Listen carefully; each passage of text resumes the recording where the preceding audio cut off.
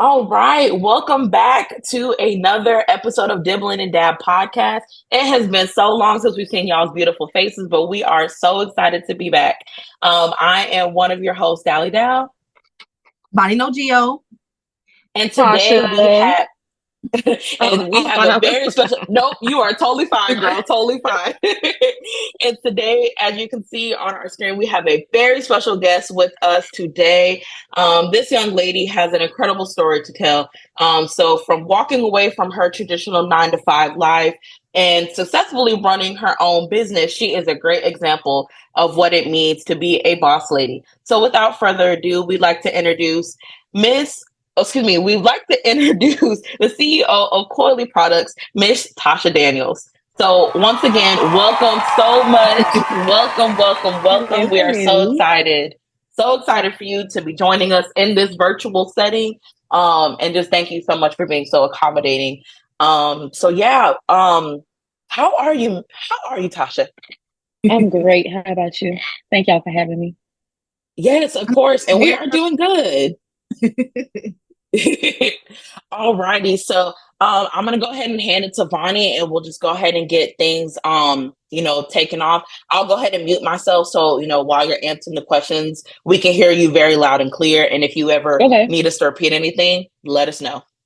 Okay. All right. Well, first off, go ahead and introduce yourself to the people. Okay. So I'm Tasha. I'm originally from Florida. I moved to Houston. It's been 3 years. When I first moved out here, I was already in hair care because I had a product line. But then when I got out here and then things just wasn't going financially the way I wanted it to go, I kind of got myself fired. And then I went completely like full time doing my own thing in my hair care space. I found a way to pretty much marry together my professional career, which is financial services, as well as what I do on the. I can't even say it's on the side anymore because they're both like my main thing. Because of the way I stack my schedule or whatever. But I figured out a way to like marry my hair care product line with services and then also marry together, like I said, the professional side, which is the financial services.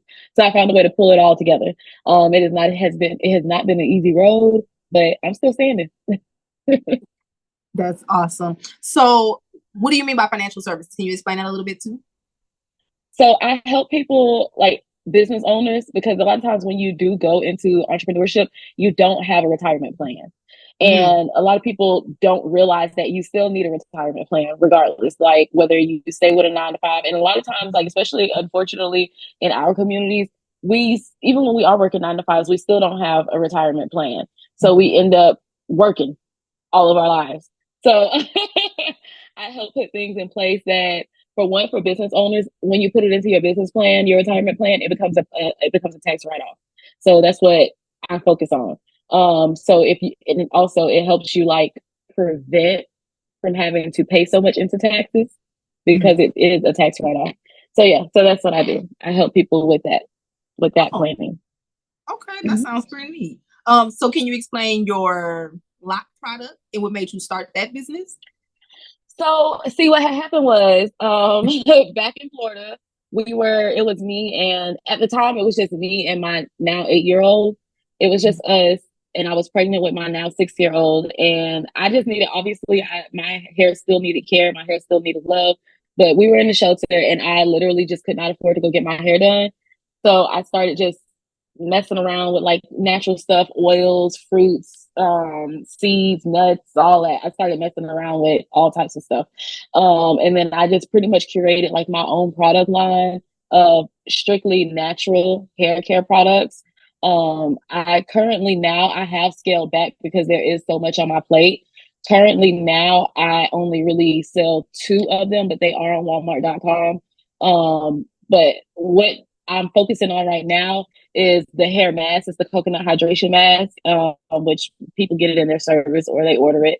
And I have the leave-in conditioner spray, which is liquid coils. The products that I make, not only are they natural, but one thing that I realized, like when you go to hair stores, is that a lot of products are pretty much products that layer. They sit on top. A lot of times, nothing actually opens up the follicles, cleanses out the follicles. You know what I mean? It's just strictly just like stuff that you just put on and go about your day. So even though I do have a leave-in conditioner spray, it is something that, like I said, it opens up your follicles, it cleans them out, it gets in there. It does everything it needs to do to help with growth. So yeah, right. It does everything it needs to do to help with growth. So I focus on creating a clean scalp, a happy hair growth environment so that your hair can actually flourish. So yeah, that's what I do with that. So it's like literally everything I do focuses on growth, like whether it's growing the money or growing your hair. Everything I do focuses on growth. I love that. So I was just about to say, your locks look good. Bonnie's looks good too. And I'm over here, just got fresh braids because I cut my locks in December. Come on back. So I'm like, come on back. I tried, girl. I tried to come back. I did some mini twists last week. And I was like, it took me all week to install them. Girl, I took them out in 2 days. I was like, I couldn't do it no more. So, yes, girl.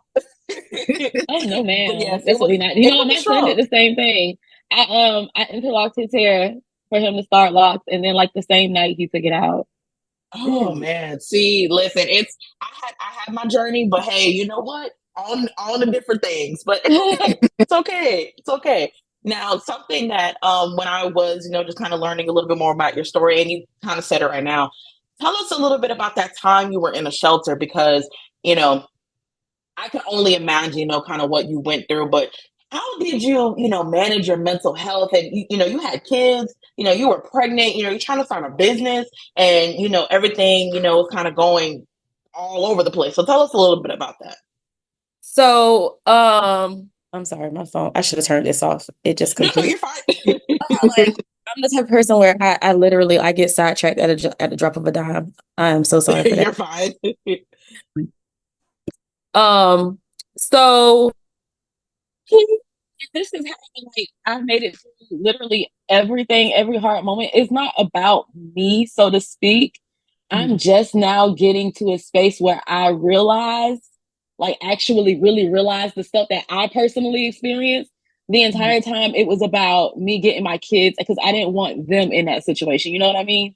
Like I literally up until probably about 2 or 3 months ago, didn't really realize the stuff that I actually experienced. So yeah, the entire time my focus was on like getting my kids. Like I had a goal for myself, like because at one point we were staying at my parents' house and we were sleeping on the floor and or on an air mattress, and I was like, we never gonna go through this again. Like I don't care what I gotta do. I don't care what happens. We never gonna go through this again.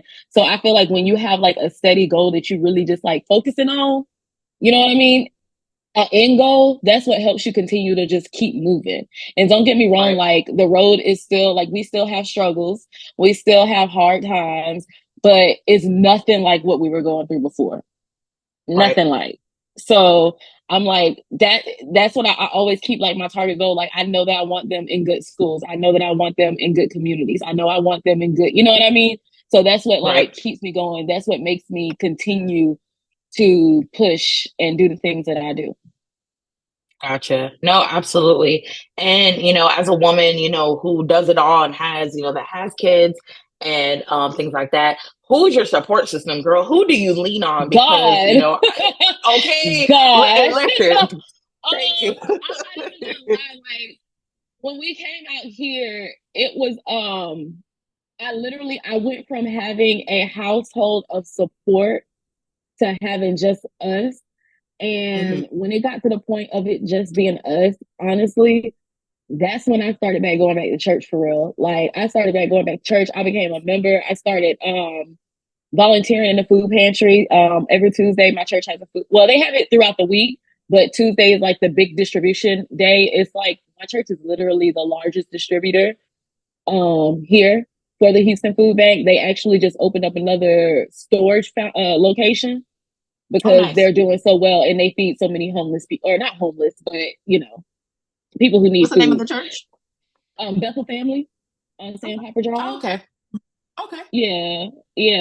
So like I said, like my main everything is internal for me. It's not about what someone else is doing. It's not about like, don't get me wrong, I see other people doing stuff and I'm like, oh, okay, I want to do that at one point. But it's not like I'm out here just like stalking people's social media and doing the things that they do, hoping that things are going to work out.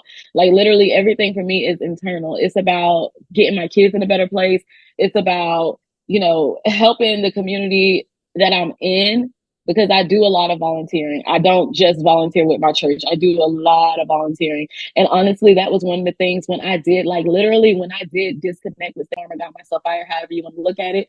Literally that following week, I went and started volunteering in the food pantry. I was like, if God is going to give me the ability to have the free time that a lot of people don't have to go to do anything, I'm going to give that back to other people. I'm going to give that back to people who aren't able to do that. You know what I mean? Right. So that's literally like what just kept me going. Honestly, it's all internal. It's my relationship with God. It's my relationship with my kids. And that's just, you know, that's how I look at it. Mm-hmm. Awesome. Okay. Well, we see you, girl, and girl, you out there doing the Lord's work, and we need more people like that in this world. So, kudos to you, girl. I am here for it. You're welcome. What part of your journey are you most grateful for? Proud of? Like, what keeps you going? Keeps that motivation? You know what? Truthfully, at the end of the year, when I do file taxes, when I see that when I see that I've made either what I was making as or more, or even monthly, when I look at my stuff, when I see that I've done, like I've been able to sustain my household, doing something that I'm passionate about, that's what, you know, I'm like, okay, cool, I'm in the right place. I don't feel guilty about sometimes, you know, you go days without clients.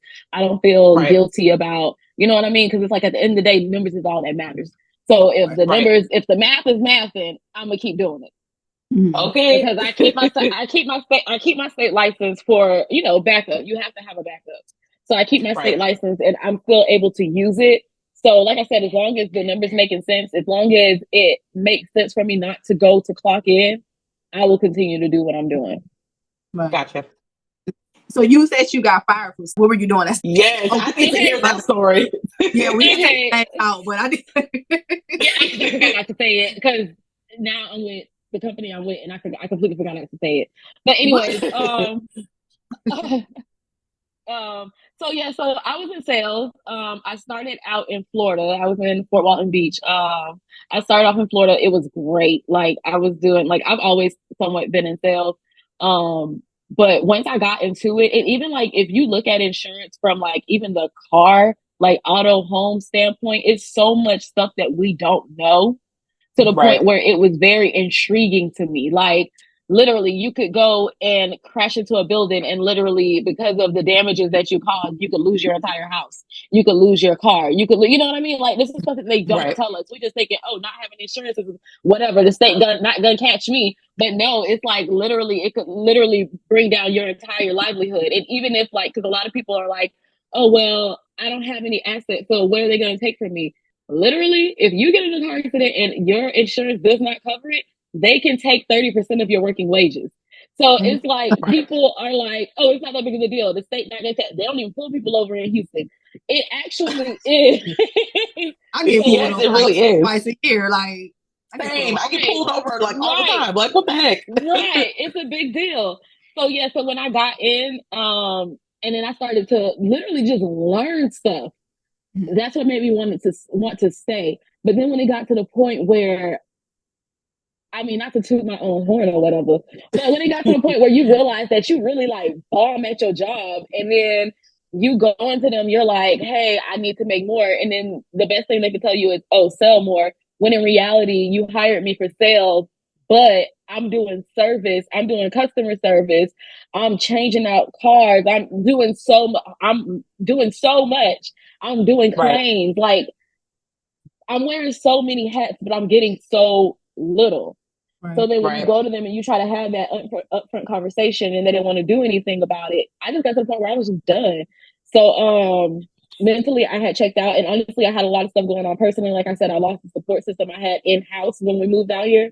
So I just mentally I checked out, and then honestly I think that it was really just stressing me out. Because when I tell you, I was literally like, when I was back home, when I was back in Florida, I was literally in and out of the hospital. Like I was having gastrointestinal problems and I could not figure out why.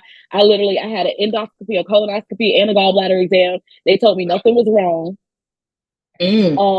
When I moved out here, it got better, but I was still having issues. Like while I was here, the first year I was here, I think I ended up at the hospital like once.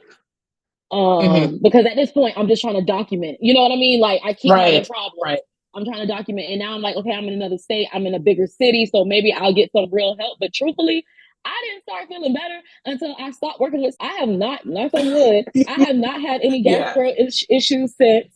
So what I did to get myself fired was, and the reason why I did, because I don't want anybody to feel like, oh, you just wanted to live off the system. No, I was working for this company for 3 years. The only thing that they gave us was paid time off. We literally, you would think working for one of the largest insurance companies, we would have life insurance, we would have medical, we didn't have anything. Okay. Wait. Hang on. Y'all sold. Yes. You work for an insurance company, but they didn't give y'all no insurance, no anything, no benefits. What? No benefits. So that doesn't even make any sense. Right. So it got to the point where it's like, okay, I want to disconnect, but what have I gotten in these entire 3 years? Like I literally, and if you know how we are, if we don't want to be at work, we're gonna call out.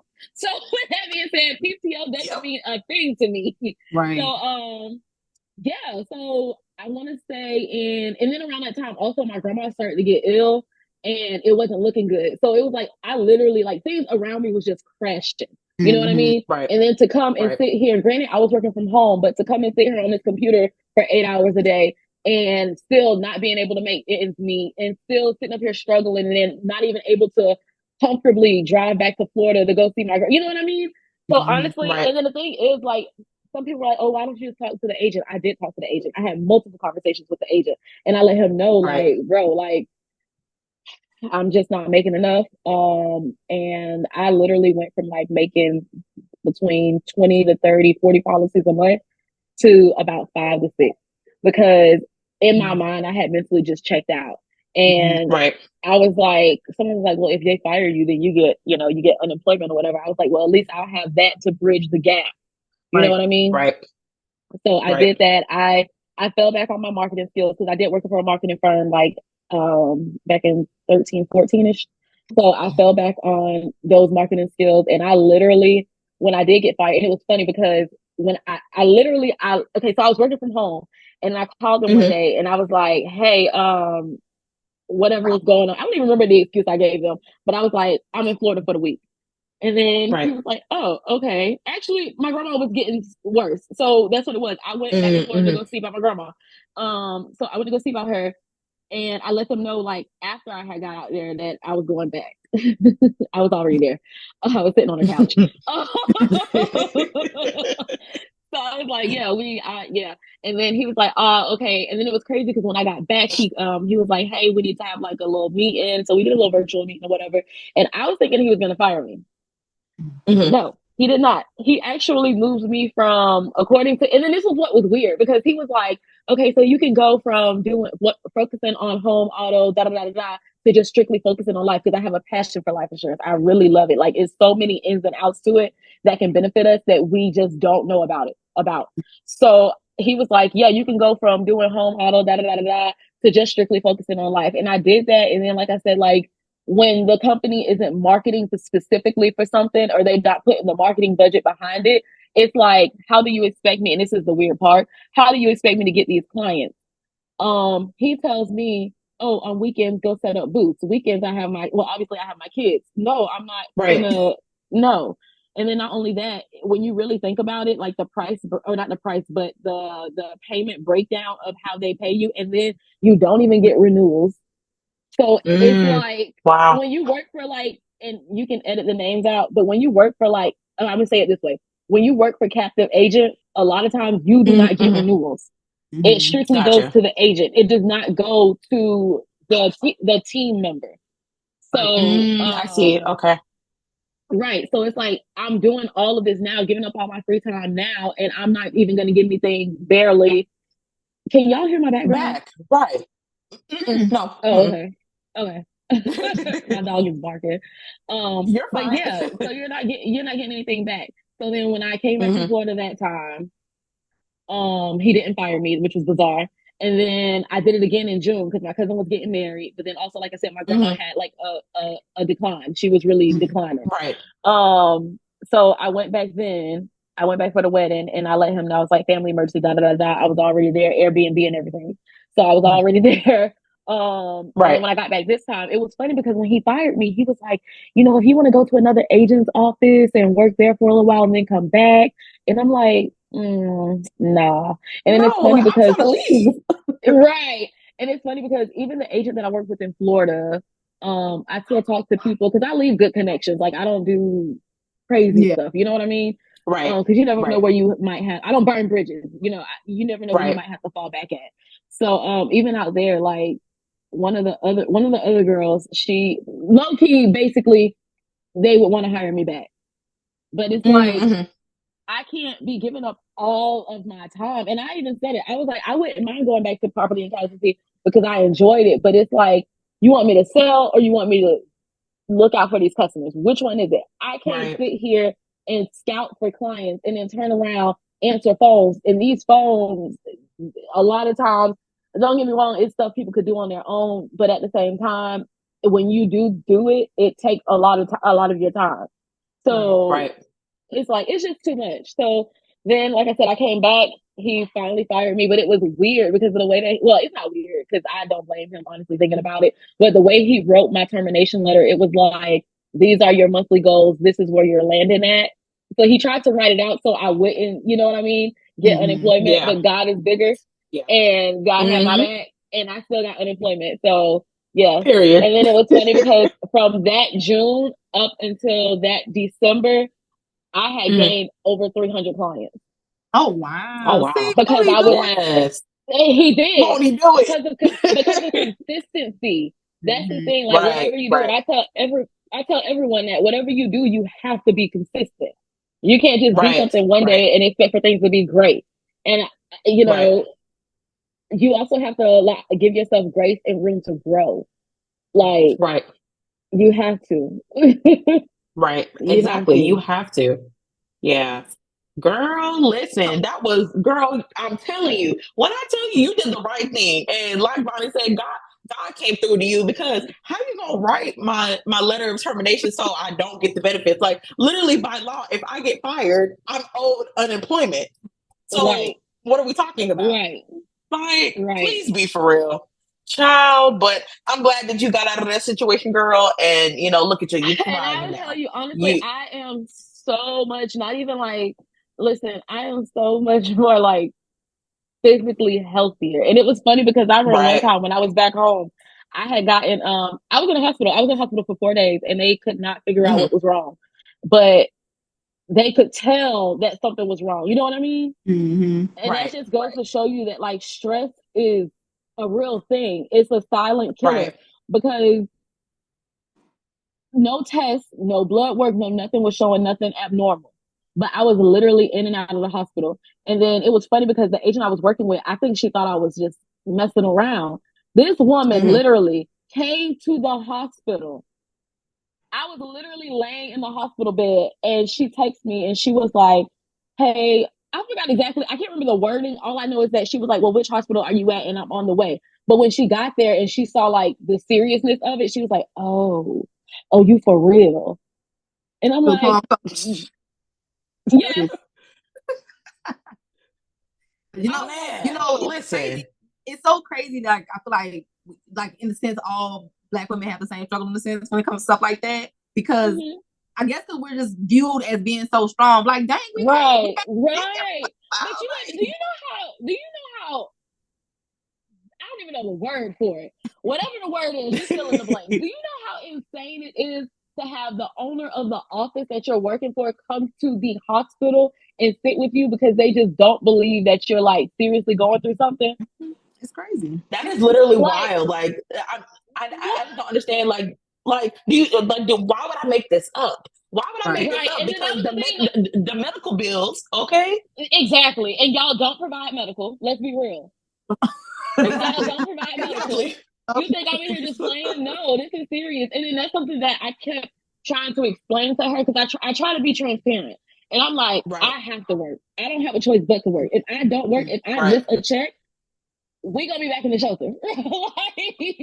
Right. Right. So I have so to have these conversations with someone and to be so open and so transparent, and to still have them like looking at you like, oh, you lying or you not doing, you know what I mean? Mm-hmm. And then to think about it logically, y'all don't provide medical insurance, so who's paying for this? Right. I've been in the hospital for 4 days. Right. Like, to be logical about it, crazy. it just did not make sense for her to show up at all. One And then it thing was they like, privacy. and then it was like in the dead of winter, and she came in with this huge ass coat. Like, I'm sorry, are we supposed to cuss? No, you fine. No, trust me. Girl, you can come say whatever you want to say. And I'm like, with your kids, while you in here in my business, with your kids. Right. Listen, First of all, that's a whole invasion of privacy. Like that, she had no ground. yes. So I would have went to HR. I mean, you know, she There probably is no HR, and that's the thing about working. And if you work for an agent's office, they are in control of everything. And there were things that happened around. There were things that happened around the COVID time, and I called corporate, and I was like, "Hey, this is what they're saying is supposed to happen, and this is what is actually happening." And they were like, "Oh, it's the agent's office. We can't do anything about it. It's their rules." Literally. Oh, hell no. Well, literally. So I was like, yeah, I'm out of here. That is crazy. I want to ask a question though. You said you were saying you had a passion for life insurance. Yeah. Why do you have that passion? Because a lot of us don't have life insurance and we refuse to get it. So just kind of talk to me about that. For us about that. So the passion comes in the education. So life insurance is not just about when you die. Okay. Right. It's not just about when you die. It's not just about, not having to do GoFundMe's. Don't get me wrong, that's a major part of it. But also the cash value growth of it. The fact that you could literally have an infant and give that infant tens of thousands of dollars tax-free. The fact that you could alleviate the financial burden of child rearing. When I was back home, there was a girl, and ironically enough, being back home, it's a very small town. So I started off in childcare, and then I navigated into financial services. And one of the girls who actually her child was in the childcare program that I was over. And when I started working at the office I was working at, she came in one day and we was like, "Girl, what you doing here?" And I'm like, "Girl, what you doing here?" I was like, "I'm working." She's like, "Oh, da, da, da, da." But to see her to be able to like literally, she only has one child, and I don't know what it was that happened, but something happened and she wasn't able to go to work. And she was so cool, calm, and collected about it, because a lot of us don't go to work and we like, how does rent gonna get paid? Per payment, you know what I mean? But because of the fact that like a grandparent put a whole life policy in place for her when she was a child, she was literally able to come in, take the money that she needed, and then have the choice as to whether or not she was gonna put it back. That's powerful. Nice. Very. That's powerful. Something that someone thought to put into place for her when she was a child. And she's older than me, I want to say. And at the time she was in her 30s. And a lot of us, myself included, don't have that opportunity. Right. So the power of the education of it, the power to get people out of the mind. And not only that, a lot of people assume that you have to invest these large amounts of money. You don't. You really don't. When you look at it this way, Dallas, would you rather be able to come and withdraw $10,000, or would you rather be able to come and withdraw nothing? I would be able to withdraw $10,000. Something is better than nothing. It is, exactly. Right. So even if you do a little, I don't want to throw prices out there because it gets people going. But even if you were to come and do something like extremely small, something small makes a big impact when you think about something versus nothing. Even when it comes to like writing a life insurance policy, because you're focused on the death benefit, your wife would rather get $50,000 to help keep up the mortgage, the car payment, grocery on the table, childcare expenses, versus you passing away and not having anything to take care of those expenses. Because Right. I Not have to men- two policies, and that was one of what my agent told me. He said it's not about you when you die; it's about your family that's still living. So That- Right. and that makes sense. It does. I never That- thought about it that way. and then- Go ahead. I'm sorry. Oh, I'm sorry. Yeah, and that's the whole point. And then now I'm to the point where, and I thank God for the path that I've been on. Don't get me wrong, it's not been easy at all. I still have my time, but to be able to go from working from a captive agent, because as far as the employees of that company, don't get me wrong, it was not a pleasant experience. But to Yeah. see how they go to bat for their clients, they're an Mhm. amazing company. And even Right. to this day, I say that. So in the time frame that year that I disconnected with that company, I went with a brokerage firm, which means that I was able to write under a crap ton of agents, or not agents, companies. And what Mhm. I honestly will say, in that time, and then coming back to a real company, in that time, I've learned what an insurance company is supposed to be and what it's not supposed to be. It's not Right. supposed to be a company that just hires a crap ton of people who aren't investing in their learning. It's not Right. supposed to be a company that we sit down and we do this policy and it's transactional. Your Right. agent should know your beneficiaries, because guess what? I'm the one that's going to deliver that death benefit when that time happens. I'm the one who you're Right. going to reach out to and say, hey, I need to withdraw $5,000 because of whatever reason. I'm the one that's going to, I'm the one that's going to help you make those decisions along the way. Right. It shouldn't be transactional. You should not know what policies you have. So like I said, Right. my passion comes in the space of being able to give the client a peace of mind. Mhm. I've done my research. I know that the company that I'm with is an amazing company. I know the company that I'm with has the highest credit rating that any insurance company can have. And a lot of consumers don't even realize that insurance companies have credit ratings. Right. So Right. when you're sitting here looking for companies to go with, all you're seeing is whatever is popping up on your Facebook. All you're seeing Right. is whatever. Just being real. Like, honestly, and the thing that I like about this company is they think about everything. Yeah. From the agent coming through the door with no experience to the agent coming through the door with experience, to teaching the agent everything that we need to teach. And I'm saying this from the aspect of I've literally worked with, I'm not going to say all the companies, but I've been in every situation that you can think of when it comes to being an Right. agent with life insurance or with insurance in general. So with that Right. being said, I just know that they're much better companies. I'm going to say it like this. People who work with brokerages, yes, they have the advantage because of the fact that they can write through a crap ton of different companies, right? Right. That's a huge advantage. But when it comes to the risk management pool, Mhm. it's not in the benefit. A lot of times, it's not in the benefit of the client. When you break down those illustrations, Mhm. yeah, because like I ain't even gonna lie. One client I'm working with, well, I did work with, and she actually posted it. She showed everything, like it's on her page or whatever, but this was a little while back. First, I'm gonna say I didn't feel comfortable with selling when I was with the broker because of the fact that it wasn't enough information about the company. They were just I see. we have all of these companies.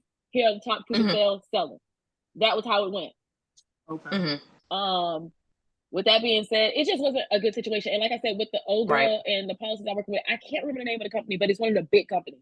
It's one of the Mhm. ones, I'm not gonna say they're big, but they're very popular. That's the word. They're extremely popular. And I gotta look back at it and see. But literally, and I almost want to say it was really, this woman has a now 18-year-old child. Mhm. The cash value in that policy is only $500. Heck, you know. Wow. She Wow. has been paying into that policy since that child was a baby. Wow. Oh my gosh. So where was that money going to? Like, that doesn't make any sense. Is this like a Yes. lot of interest or something? I say that again, you broke up. Like, is it like interest or something? Like, I couldn't even fully tell you, but even if we were to go dollar for dollar and I compared it, and that's another thing I was about to say, with this company, they have a comparison department.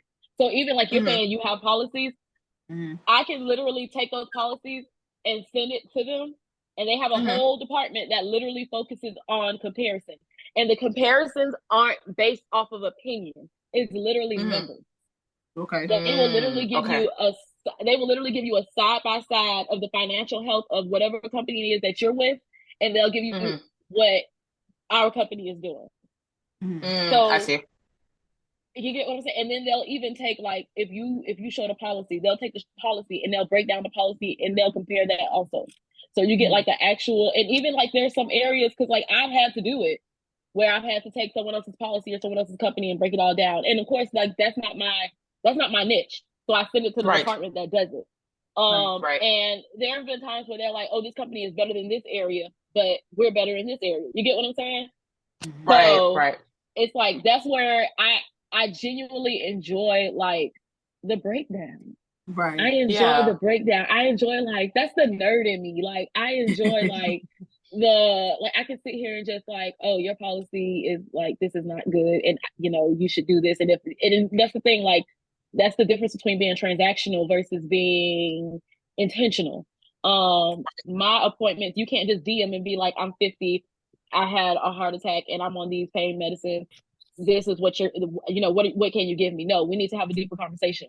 I need to know, do you have land? Do you have a lien? Is this something that you want to keep in the family if you were to pass away? It's a whole conversation. It's not just, even with like, because I do like a little bit of stuff with like a few grandparents. And it's like, the thing is, yes, your child takes care of their children at this very moment. But if God forbid, and let's be honest, the most dangerous thing that we're going to do in a day is drive. God forbid you get on Katy Freeway and you get a phone call that your daughter not coming home. What happens with those grandchildren? Are you going? It's one thing to ask someone to take care of your children, but to ask them to financially provide for your children. And let's be honest, a lot of us our children are in better positions than we were in childhood. You know what I mean? We're providing a better, lifestyle. And I try to, because I have a friend back home, and I try to tell her, because she's like, she makes six figures, but if her children were to have to go live with her mother, it's a completely different situation. So do you want to continuously provide that lifestyle for your children, or do you want them to have to go backwards and live in a worse situation, So I like knowing, and especially when you get to do it for people that you genuinely like, you've built a relationship with, you genuinely like know and care about, you love and care about, that's where the excitement comes in for me. That's where my passion lies with that. Awesome. I know that was a long-winded answer, but no, I like it. A lot of people same. Know the life insurance, because I got life insurance maybe about 4 years ago. My uncle passed away 4 years ago today. So when my grandma passed away in 2018, then my uncle passed away in 2020. So I done been in there trying to pay for 2 funeral help pay. I won't say I paid the and I was like, y'all, this is crazy. The numbers, So I was like, we're gonna put some policies, because I didn't want to have to put. I don't have kids at the moment, but even my mom, if I go before my mom, I didn't want to put her through that. You know what I mean? So man, that's awesome that you're educating. And you want to know what? Truthfully, and this is what I'm trying to, aside from like doing more entrepreneur policies and whatnot, I am trying to get more into the whole family planning.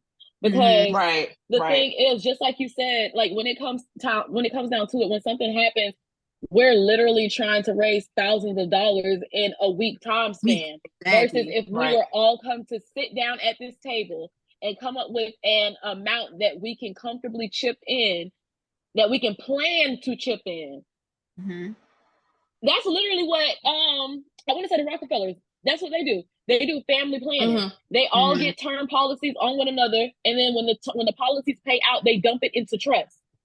That's how they continue to just keep doing great, because they get large term policies. Don't get me wrong, they still do their little whole life policies or whatever, I'm sure, but they get those large, cheap term policies, and then when the time comes and they have to bury someone, then they take the money and they dump it into a trust. Or they put it and they split it between like whole life. You know what I mean? They financially plan. So I want to do more of that in our community, but it's hard to find the families who can get everyone on the same page. And then I do have like some mothers who are like, okay, well, I lost this child, so I'm trying to do a policy on this child, but this child is now over 18 and it's hard to get them on the phone. You know what I mean? So it's like, I would love, if y'all are out there and y'all want to sit down and have these conversations, because like literally when you do term policies for your 20-something-year-old or your 18-year-old or whatever, you don't have to get the most largest amount. You just got to start. That's the thing that I think, even in business, like I think we look at the bigger picture too hard, and we don't look at the stepping stones to get to that point. Girl, you saying something. Right. Yes, you really are. You are, girl, you are preaching. And For real. that leads me to my next question. What is your advice since you are a multiple business owner, I should say at that. What is your advice for someone that wants to, either get in business or start in the insurance world or leave that 9 to 5, life behind? What is your advice for, especially for our generation, I'm not going to say to get into the insurance world. I'm going to say the advice to get into business. Find something that you're passionate about. Right. Find something that you enjoy and monetize it. Right. And then once you do that, find a way to tie in other levels of monetization within something that you like. Because right. I don't wake up, like, I can honestly say I don't wake up dreading appointments, but I did wake up dreading signing into a computer that's 2 feet away from my bed. Right, exactly. Yep. So, I've been there, done that. Right. So honestly, find something that you are passionate about. Like, and I can honestly say, like, if you look back at like older pictures of like me and my sister, we've all had a crap ton of hair. We've all just always had healthy hair. Right. I love hair. I genuinely, like, I have honestly, I have been so blessed to be able to find 2 things that I genuinely love and I have a passion for, not only to do it for a career, but then also teach it to other people and then marry the 2 together so that they can coexist in the same space. Right. That's awesome. Yeah. I'm very fortunate. Awesome. I'm very fortunate and I thank God for that on a regular basis, honestly. Yes, ma'am. Because listen, I talk about that all the time, just like finding my passion, finding my purpose, and just like I'm one of those people. Like every time I try something, it's like I do it for like a couple months, and then I'm just like, man, fuck this. You have to be consistent. You have to be consistent. Yes. So what is your passion? Like, what is it that you like to do? Well, girl, I'm still trying to figure that out. But I will say I love helping people because I come from a background of criminal justice. So I've always been in like the social services helping, people.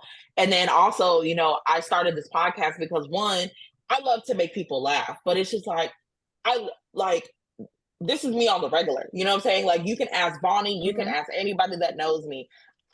Who I am today is who I am outside of this team. I mean, outside of this episode, all that. So, for me, I just like to, just bring people together, but like we're all going through it. You know what I'm saying? Like we all are doing the same things, but let's make it more personable. So I'm more so like, let me get on your level and see, where we're at, and like let's laugh about it while we're trying to fix ourselves. So I think that's kind of where we have to laugh about it. Because if we don't, we're gonna lose our minds. Thank you. Life will get hard. Thank you. What they be saying, life be lifing. So definitely, life be lifing. And at the end of the day, the day gonna eat. Thank you. That's literally it. That is literally it. Well, I love that. Thank you so much, Tasha. You were great, and thank you so much, for hanging out with us today in this virtual space. So sorry for the technical difficulties, but next time, if you ever, whenever you want to come back, we will definitely get you in studio. But thank you so much again. Yes, ma'am. We sure will. We definitely enjoyed having you on tonight. Thank you guys, everybody, for tuning in and sticking with us. We are back. We're probably not taking no more breaks anytime soon, unless God forbid, something happens to us or something like that. But and that ain't happening, guys. It is not happening. But we are back and we are ready to get back to the people. So thank you guys for so much for tuning in and always supporting myself. Voni, make sure you go follow all of our social media channels at Dibble and Dab Podcast. You can follow your host. I did change my username, y'all, and I'll make sure that I get it correct this time. So my new username is DallasJacoby_. Make sure you go follow my girl Voni. Voni no Geo. Don't forget your underscore. Then plug your stuff, Tasha. Yes, that's it. And then and where can we follow you at, Tasha? At CP Beauty Studios on Instagram. I have 2 TikToks. which one is finances with Tasha. That's for obviously finances. And then Coily Prides is the one where I really focus on like hair care and stuff like that. But I do have a link tree, which I'll send to you. And Linktree literally has everything on it, like from different interviews, the ways to book me for different services, whatever it is you need to do. Awesome. Period. Yes, and we will definitely make sure we include Miss Tasha's information. So y'all go book a call with her. If y'all need some insurance, if y'all need your hair done, anything you want to know, make sure y'all go book with our girl Tasha. But other than that, guys, that is it for tonight, and we will be getting ready to wrap up this episode, and we will see y'all next time. Bye. Bye.